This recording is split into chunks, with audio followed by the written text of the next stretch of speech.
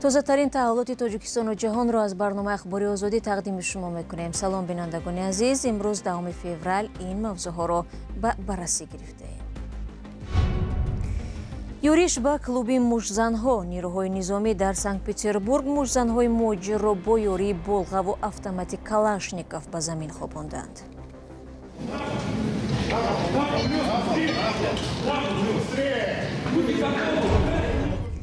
سرمایه‌گذار می‌جوییم تأثیر قطعی موقتی کاری آژانس رشد بین‌المللی آمریکا به برنامه‌های وزارت تندرستی تاجیکستان.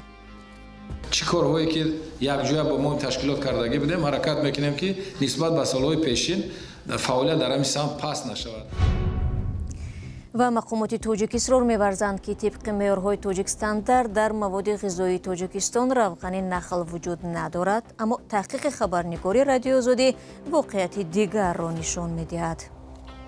این محصولات شیری برای کودکان از 6 ماهه بالا پیش بینی شده است که در روسیه استحصال و از سوی یکی از شرکت‌های وطنی به تاجیکستان وارد کرده شده است.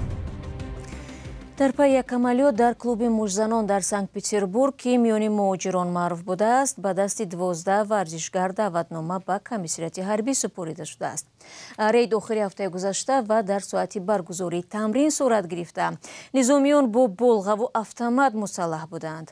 حامیان حقوق شیوه رفتاری ماموران انتظامی روسیه در جریان ریدها را بدرفتاری و ملتگرایانه مینامند. ادامه موضوع در گزارش مومین احمدی.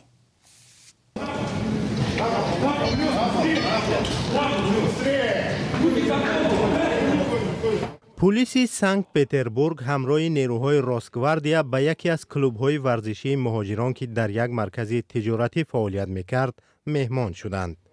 یکی از نظامیان در دستش بالغه کلان داشت که حضور آن هنگام رید توجه را جلب کرد. بنا به اطلاع پلیس مشتریان تالار حدود 50 نفر بودند. در نوار دیده می شود که چطور نیروهای امنیتی آنها را به زمین خوابانده مجبور کردند که دستهایشان را پشت سر گذارند. در دست نظامیان بالغه، اتومات کلاشنیکوف و دیگر آلات وزنین مشاهده می شود. در نتیجه رید 6 شهروند کشورهای آسیای مرکزی با سبب مشکلات حجتی بازداشت شدند.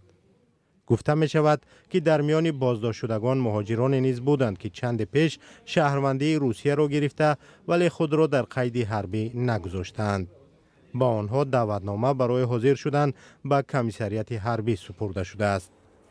بنا به گزارش MVD میدیا در ولایت کورسک نیز ریدی ویژه ضد مهاجران برگزار شده است. نیروهای امنیتی به یکی از ساختمان‌ها رفته 9 نفر را با اتهام ویران کردن قانون مهاجرت دستگیر کردند.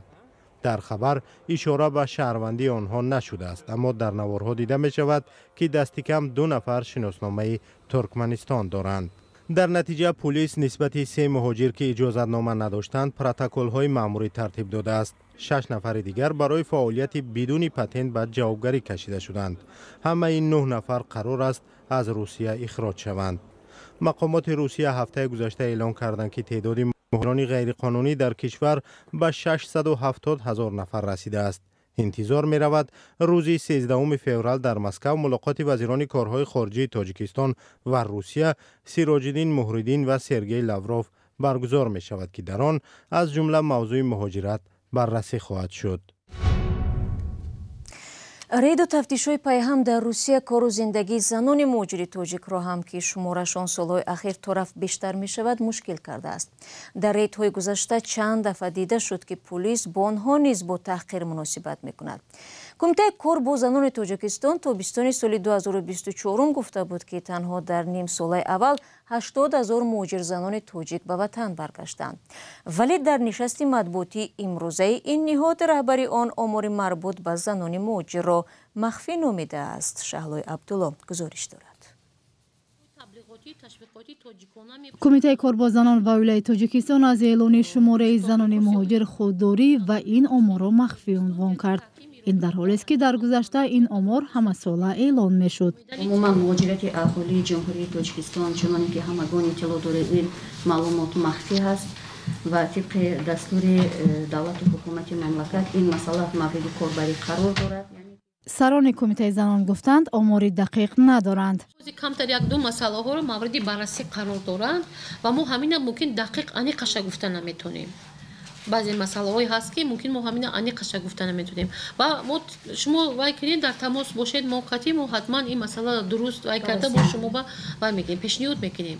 این اکن این قدر وای ندارن لیکن بعضی مسئله هست که حاضر عین زمان بررسی و بین حکومت ما حکومت فدراسیون رئیسی قرار دارد و همین. وزارت مهنت، مهاجرت و شغل اهالی تاجیکستان تابستان سال گذشته شماره زنهای مهاجر تاجیکستان را نزدیک 79,000 نفر گفته بود. به توجهی کمیته کار با زنان و اوله به آمار مهاجرت زنان را یکی از کارشناسان ساحه نشانه آن نامید که زنان مهاجر از دایره نظر این کمیته بیرونند. اما پروفسور رحمان اولماسов کارشناس امور مهاجرت خودداری مقامات از اعلان این آمار را به دشواری شمارش عمومی مهاجران بستگی داد. این یگان مخفی ندارد، فقط در سری اون است که توخلو بین روسیه یا که بین تاجیکستان و روسیه یک سیستم استاتیستیکا برای مونده نشده است. مثلا شخصی که میرد به روسیه میرد او میگرانت است یا که میگرانت است که برای بیمارخانه میرد یا که در نزد خویشاوندانش میرد، همش قطار میگرانت داخل میکنند. برای همین حاضر بین علما یک دیسکوسی کلان رفته شده است که یک سیستم به در آوردن کنیم. چخیل معلوم کنیم که همین آدم برای چه اومد، کار با اومد یا که مهمونی با اومد. در چند سال اخیر شماره یا آمار مهاجران خصوصا مهاجران تاجیک در روسیه به یک موضوع حساس تبدیل شده است. تاجیکستان این آمار را خیلی ناچیز نشان می‌دهد و روسیه برعکس زیاد. این ارقام بین 600,000 تا 2 میلیون اعلام شده است. اما آخر سال گذشته گروه بین‌المللی مسائل مهاجرت در همایش تایلند شماره زنان مهاجر تاجیکستان را در سال 2023 نزدیک 15% از حساب عمومی مهاجرت مهنتی نامید. این شاخص در قرقیزستان 39 و ازبکستان 27% نامبر شد.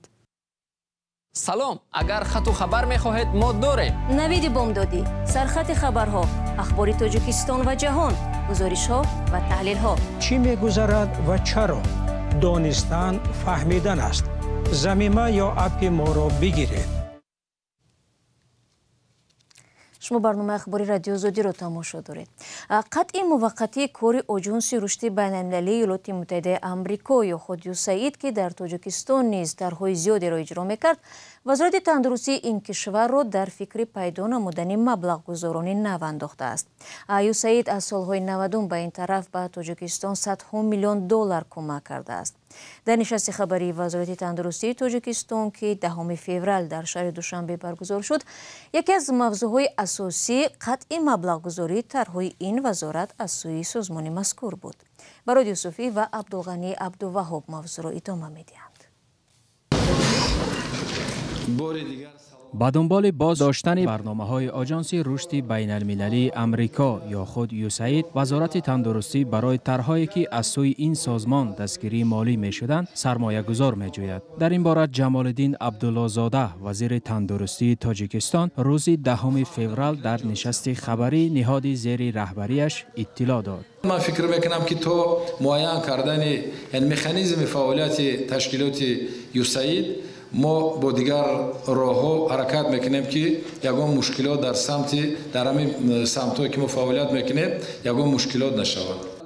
یوساید در بخش‌های تبابت بیماری‌های سیل، ویچ، سپید، سالمی مادر و کودک و حفظ اجتماعی اهالی به وزارت تندرستی کمک مالی می‌رساند. وزیر تندرستی تاجیکستان تاکید کرد که سازمان‌های دیگری بین‌المللی نیز می‌توانند جایگزین یوساید گردند. تشکیلات دیگر است که گلوبال فوند است که در همین سمت‌ها با بیماری‌های ویچ، توبرکولوز، مالاریا فعالیت می‌کنند، فعالیت بردن می‌گیریم. ما دیگر منبع‌های مبلغ‌گذاری است که دستگیری کنیم که چی تشخیص‌ها چی کارهایی که یک جای با ما تشکیلات کردگی بدیم حرکت می‌کنیم که نسبت به سال‌های پیشین فعالیت در همین سمت پس نشود.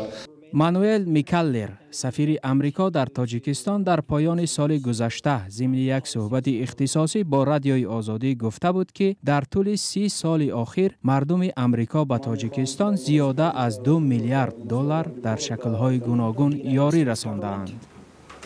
یک قسم اساسی برنامه‌های ما توسط یوساید و دیگر نهادهای حکومت ایالات متحده آمریکا این است که به تاجیکستان کمک کنیم تا امکانیت‌های بزرگ را عملی سازد.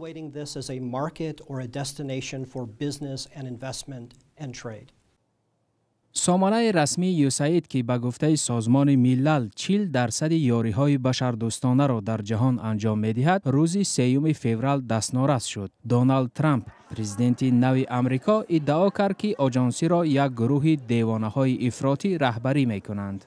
ولی جانبداران یوساید اظهارات ترامپ را یک اظهارات شدید سیاسی دانسته، آن را بی اساس و بدون دلیل‌های واقعی قلمداد کردند. کار یوساید که در تاجیکستان نیز طرح‌های زیادی را اجرا می‌کرد، با هدف کاهش خراجات حکومت ایمئه بس شده است. سازمان‌های بین‌المللی بشردوستانه هشدار دادند که قطع کار آژانس می‌تواند پیامدهای فلاکتبار داشته باشد.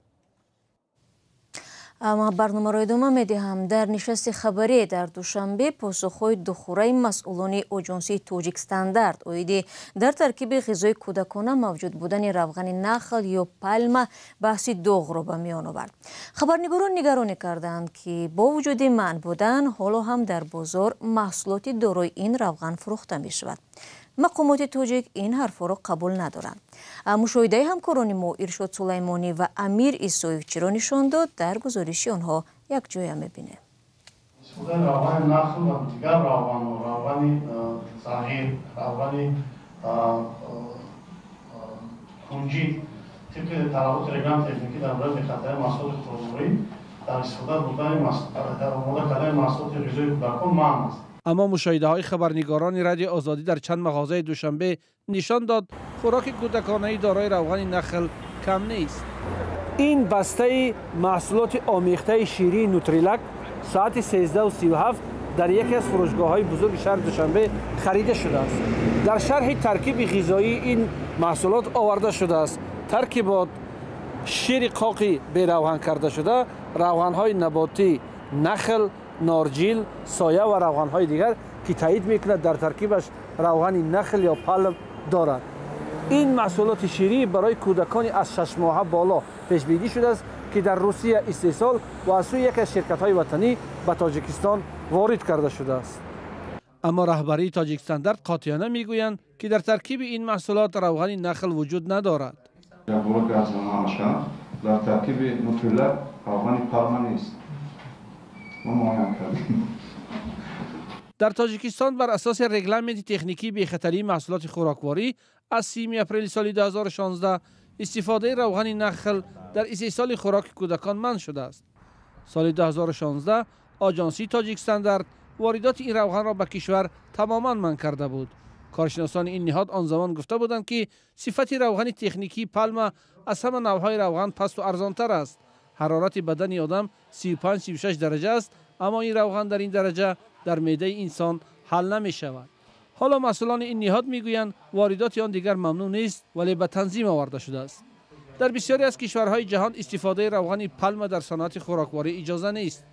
در تاجیکستان هم استفاده این روغن تنها در قنادی تا یک اندازه معین اجازه داده شده است. در برخی از کشورها استفاده روغن نخل کاملا ممنوع بوده، آن را برانگیزه برخی از بیماری ها می دانند. و سید مکرم عبدالقادرزاده رئیس شورای علمای تاجیکستان روز 7 فوریه در نماز جمعه گفته است نفری که با کرد به او حمله کرد 26 سال زندانی شده است. روز 11 سپتامبر سال گذشته جوانی در مسجد مرکزی به سید مکرم عبدالقادرزاده با کرد حمله و پیشانی او را زخمی کرد. وزارت کارهای داخلی تاجیکستان آن زمان حادثه را افباشی نامید ولی بعداً خود مفتی آن را کار دستی گروه‌های افراطی خواند. خبرگزاری آزیا پلوس روز 2 فوریه نوشته است که 26 سال حکم زندان گرفتن جوانی حمله گر را مفتی در نماز جمعه اعلام کرد ولی بعداً از دادن جزئیات خودداری نمود.